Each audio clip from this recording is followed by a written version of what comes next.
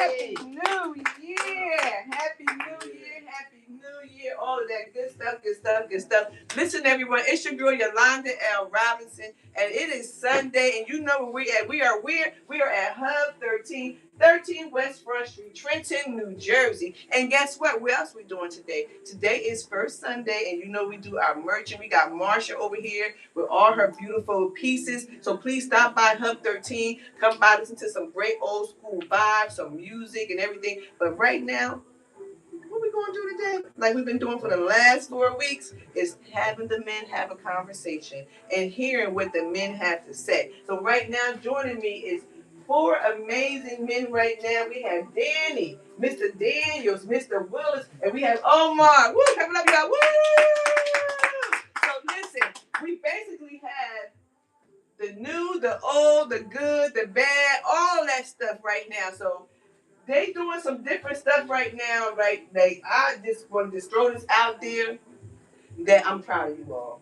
That you all can get together and mix it up, right? And have a conversation, right? About the past, the present, and the future. Because things like that is important, especially dealing with 2020, 26, going into the new year. We always got new goals. They call those things resolutions. I don't do resolutions because that is a quick way to stop and break it. So if you're going to do something, just do it. You ain't got to put yourself down like that. Just say, I want to lose weight, I'm going to lose weight. I want to save money, I'm going to save money. I want to quit drinking, I want to quit drinking. Just do it. You don't need no help. Just do it, right? I'm just saying. You want to smoke? Whatever. So right now, I got the men here, and you know we're gonna have a conversation. So I'm gonna throw it out there and figure out a topic real quick as I spin around and come up with a topic. Okay, topic. The topic is what you gonna do about that, right? So I'm gonna go sit down now. Clap it up, y'all. Woo! Question on the topic is what you gonna do about that, but what you gonna do about us as a race, as human beings? That's the wrong question. That's the wrong question? Yeah, that's the wrong question. Fill me in. What are we gonna do about us? That is the question. See, we've been waiting too long for somebody else to come and do something about us. It's time for us to do something for us to help us. Because you see, there's no help coming. There's nobody coming with a white hat on a white horse. They're not coming. Believe me, they're not coming. It's up to the people to do something for themselves. The people got to get together and quit looking for a leader. The leader is in the mirror. That's where your leader is. But you have to get with other leaders to discuss what needs to be done and what to do to get it done. What areas should we be concentrating on? In regards.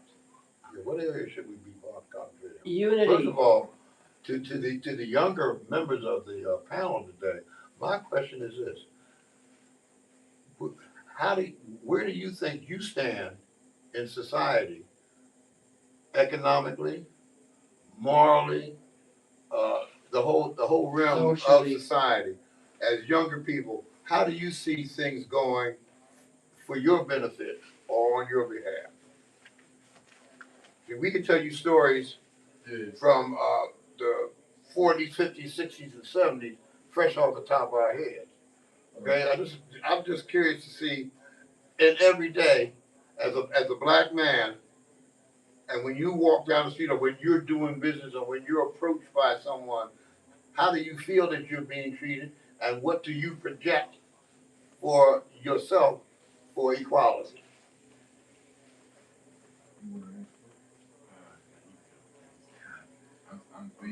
I'm 40 now, so we gotta demand respect. You know what I mean? I think my generation, the smart ones, we are demanding respect. We're not even demanding that. We're taking it. In the streets, out of the streets, in the corporate world, I think my generation has really done a lot to really integrate into this society that we say. Whether or not they're giving back to the community as much as they should is a different topic. it is the main topic, obviously, but it is, I think our generation has done a lot. We created everything, our generation. You created what? As far as like the fashion, society, the music, the culture change, the shift to where after mom and dad got broken from the home, my generation was the one to really start dealing with it. You know what I mean? Your generation had the mom and dad at home. We didn't have that. Not necessarily. I mean, it Not wasn't. necessarily. No. I'm not trying to take any feathers off your hat. No, I'm But just you giving you know, my. some of I'm your giving you my generation opinion. talks about, oh, uh, I'm working 3 jobs. So I'm about a female, and I'm doing this, I'm doing that. That's nothing new. My mother did it, and I'm almost 80 years old. So what I'm saying, going forward, okay, what have you demanded in general, not on the street, but where your survival comes in? I think the system's so messed up that we don't really focus on the boardroom and who's in the office and who's doing that because we see that everybody in the office is either corrupted, paid off, or what's another word for paid off? You know what I mean? Sell out. Sell out. You understand what I'm saying? So it's like for us, I mean for me, what I'm doing is I'm about getting the money. Let's figure out how we can get the money. I'm into opening up Black Bank. I'm into how we can all be each other's brother's keeper. You know what I mean? I believe every black person should be paid not to do crime. You know what I mean? I'm into weird thoughts like that. You know what I mean? So, Talk about the black bank. Uh, talk about your vision on the black bank. I mean, there's a couple black banks now, I'm sure, that you Google it, but in the eye of Black Wall Street and all that kind of stuff, like you go to the bank now, you try to get a loan, whether or not you have all the things, but more than likely you're gonna get denied. Pending. You know what I mean? You gotta have all your stuff in order. You know what I mean? And you gotta be super, super stupid to get past. You know what I mean? There's loopholes now that you see on the internet and all that kind of stuff. But if we have a black bank that's giving out free money, like for instance, if we had every famous person in America, athlete, black athlete, Latino athlete, all put $1 million into one black bank, you know what I mean? Now we're talking about a whole nation. You know what I mean? Being able to move some real power. But we don't do that. We just go by the next fashion, the next whatever. We set the trends. You know what I mean? That's all. So it's like that's what I look at as a whole. You know what I mean? There was a black woman over in Philadelphia, and this wasn't that long ago. Her name was Emma Chappelle. Emma Chappelle opened up a bank in Philadelphia. She needed $2 million in reserve, as a base. Okay, and then you go from there. She was successful for a couple of years. Okay, people in Philadelphia responded. But what happened to Emma Chappelle was the big banks bought her out. So it was very interesting. I was at a graduation, this is some years back, and she was a keynote speaker. And I'm like, wow. At the time, the same little vacant bank that's on East State Street, across from the Presbyterian Church, whatever it is down here. That bank had recently closed. And I'm thinking to myself, well, maybe she needs to come to Trenton and branch out, right? Because she had a couple branches in the Philadelphia area. But hostile takeovers are hostile takeovers. And that's not something that, we know too much about. But somebody saw where you and I and everybody else were really patronizing her, bringing our money to her, putting it in her bank. And they wanted that money, so there was a hostile takeover. And Chappelle no longer has a bank. Philadelphia no longer has a black bank. And that's business. That's business. So, that's why I say money has no color. Okay? But like you say, all right, there are enough of us right now in we can go on Shark Tank, which I've seen the basketball player, what's his name, he played for the 76ers. He's been on there. The guy that's doing all the commercials now for this credit card and this casino and stuff, he was on there, you know. So in order to be on Shark Tank, you got to be a billionaire.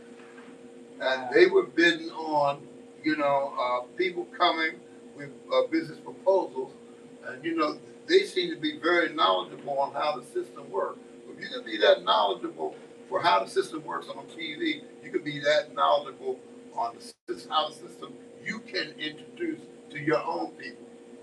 We got a lot of money, and it's not just that hand, and it's more than a handful of black billionaires or millionaires. Big part? We're the number one consumer. Because we have nothing to circulate our money around to.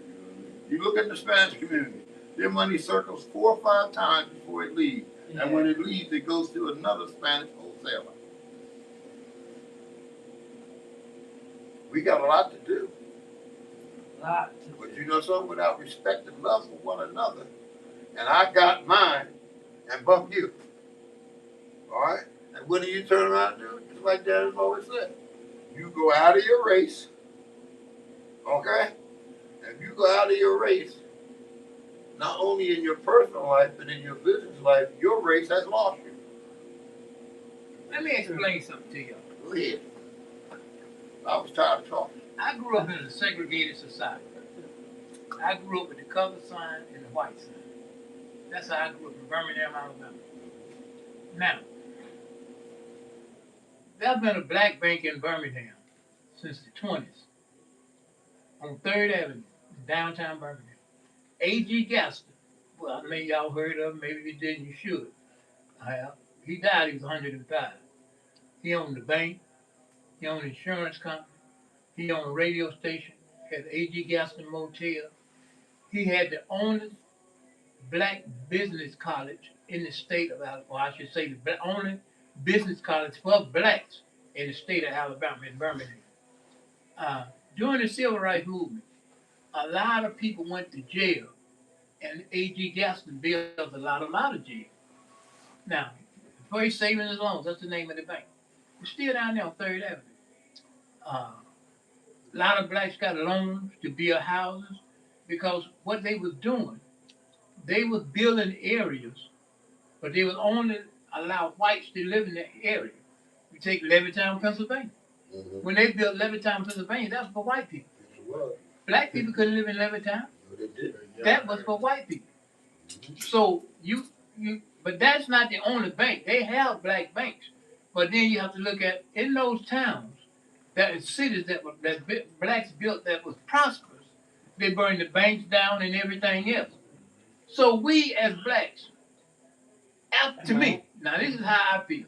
To me, after the death of Dr. Martin Luther King, blacks quit chasing blackness and start chasing whiteness.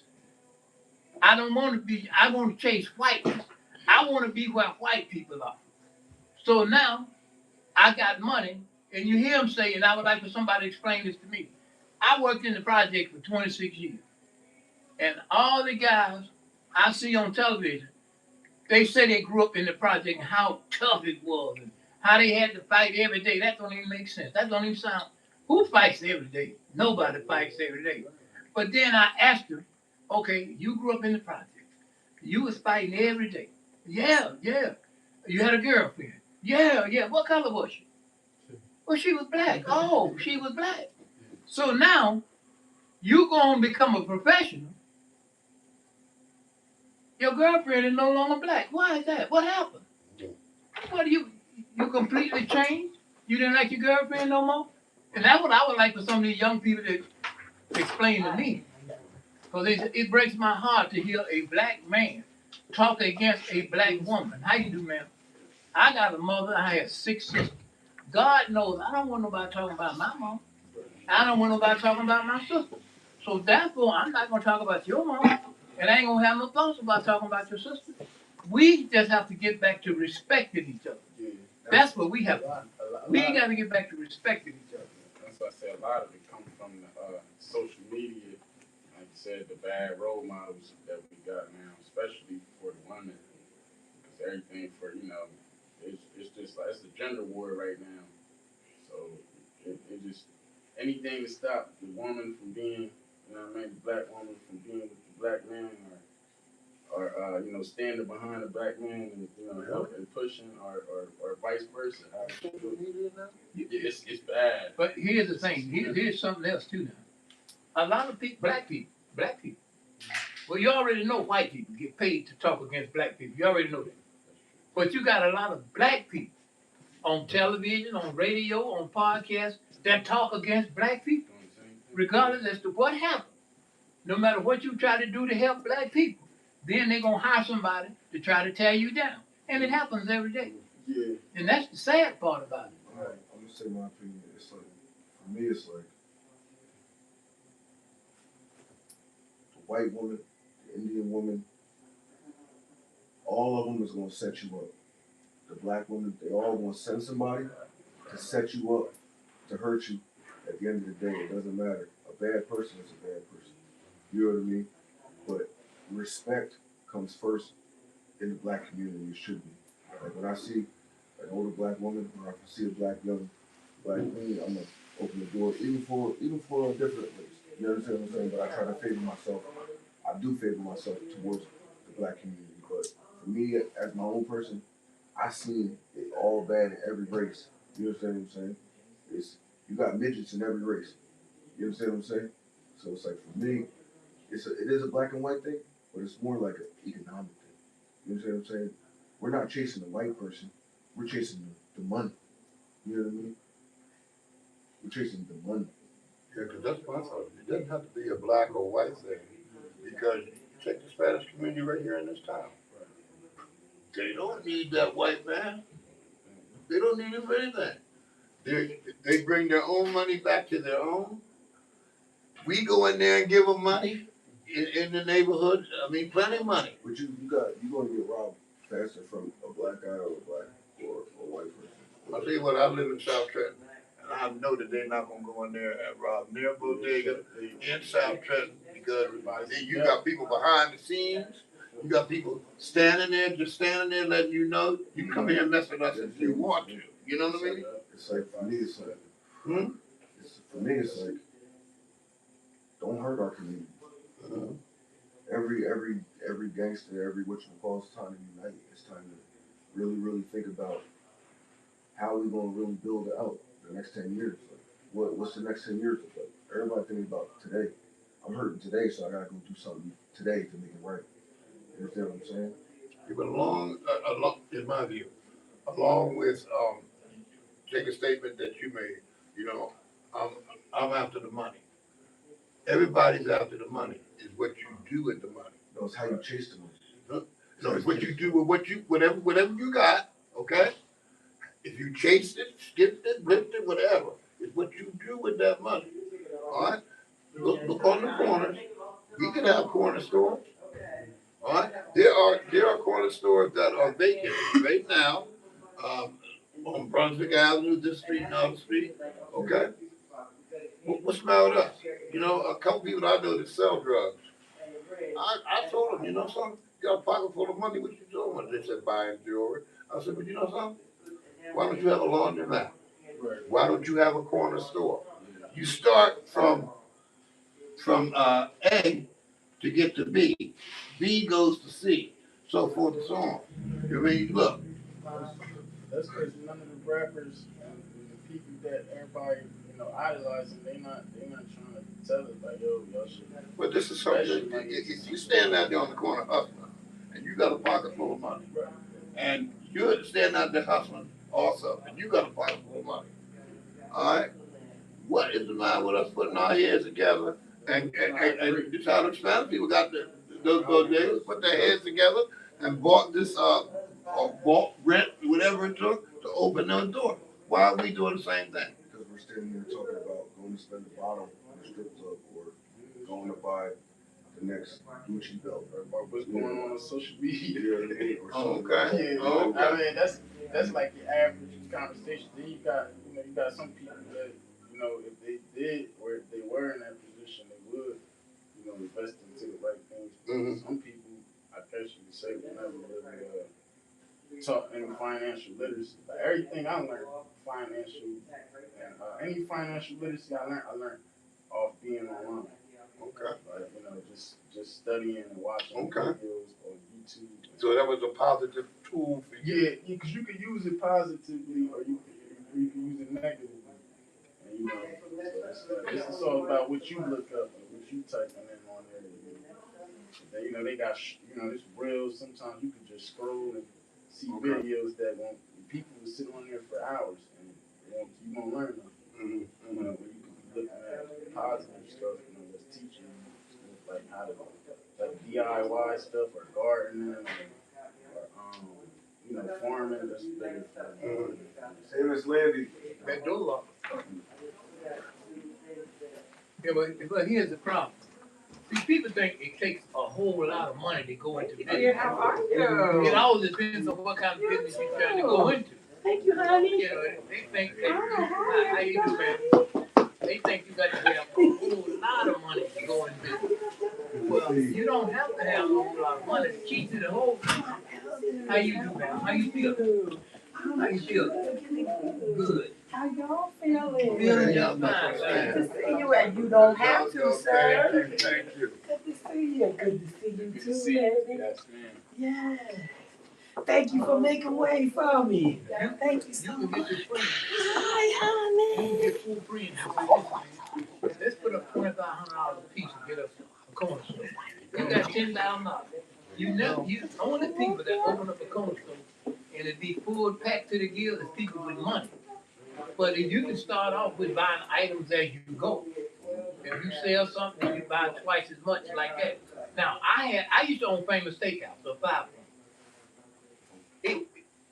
It had been a steakhouse, but it was closed. So I said, I'm gonna get that steakhouse. I didn't have no money. I didn't have a quarter. I said, I'm gonna get that steakhouse. So I told a friend of mine, I said, I'm gonna get that steakhouse right there. He said, you ain't got no money. I said, I don't need no money. I need the key. That's what I need is the key. So the Catholic Church owned the steakhouse. So I went and talked to the father. Father named Father T-Ball. I sat there and talked to him, told him we need a restaurant. We need to open that restaurant better up in 5 Point. He said, you right. This is what I'm gonna do. He gave me the key. I said, now I don't have any money. He said, this is what you do. 30 days after you open up, then you start paying rent. 30 days. Then I went to a friend of mine and borrowed $5,000 and opened up the Famous Steakhouse. And after that, I had plenty of people working for me. Believe me when I tell you, I had a lot of people working for me. And it was a hot spot. Young because people. It was a hot spot with the Italians. Right. So you got some chicken saved up, Huh? you got a little chicken saved up over there. Yeah. Yeah. That's what's up. Wow. So that, a lot of people think, man, you gotta have $200,000. No, you don't. There you go. No, you don't. And now you gotta help them. If you open up a business, make sure you get you a lottery machine. That lottery machine is the draw. See, people go, if they play the lottery over here, no hit, and they go over there and play it, and they go, that is a draw. So they go play the lottery, get a soda, get some potato chips, a cup, whatever. So this is what we have to start doing. We have to start opening up businesses and creating jobs for young people. That's how I see it. I mean, I don't have to be right, but that's just how I see it. That's what I do know. We need some business. A lot of times you see like, for instance, you got the street guy. I'm just going for street guy because that's all. That's not all I know, but it's a lot of what I see. But street guys trying to start his first business, goes to the building. I need to rent this building. Okay, well, you need backing, right? You need insurance. You need all your building insurance. Okay. Who's going to back you to give you that loan? Not the loan. I'm sorry, the lease. Well, you got They're not just going to give you the lease. You got to find out who owns the building. I understand that, but I'm the first time renter. You know what I mean? Who's giving me that backing? That's an issue. Well, what is your vision for wanting to have that building? Okay, I'm just going off of his. Okay, this is the first deal. story This vision. is the deal. You understand what I'm saying? I was gonna get the money no matter what. If I had to go back to Alabama, I was gonna get the money to open that place up.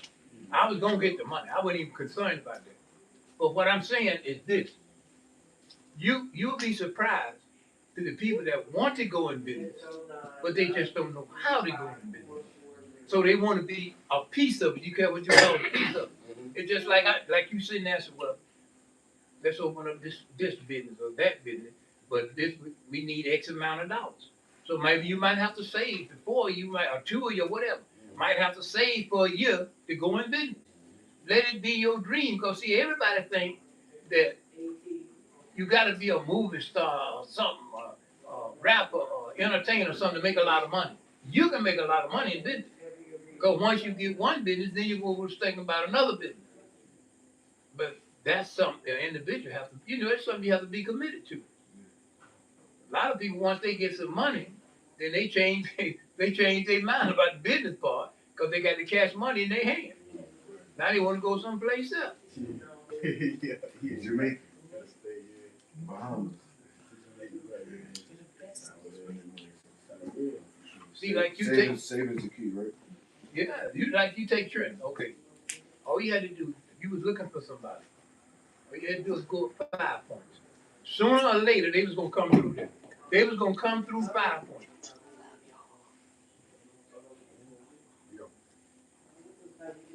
Go ahead. They was gonna come through 5 points because you had all your businesses, a lot of black businesses, right up 5 points. You right there. You had the market. right. You had steakhouse. You had the shrimp boat. You had the drugstore. You had Willie Mitchell. You had Money Lounge. You had the Sea Bar. And right down the street, and within a two block radius, they had 4 bars. Right up down the street from the Sea Bar, right there in a 3 block radius. And if you went down Pennington Avenue, they had the bar, the Blue Note, sitting right there, and they had the little restaurant there. And then Gideon had a little supermarket up there. Leroy had the fish shop. Yeah, then they had the vegetable stand up there. They had the cleaners up there. And so people would go through there and say, hey man, you seen he's so and so, like that. But now you don't have a main spot in Trenton where people go. You don't have it.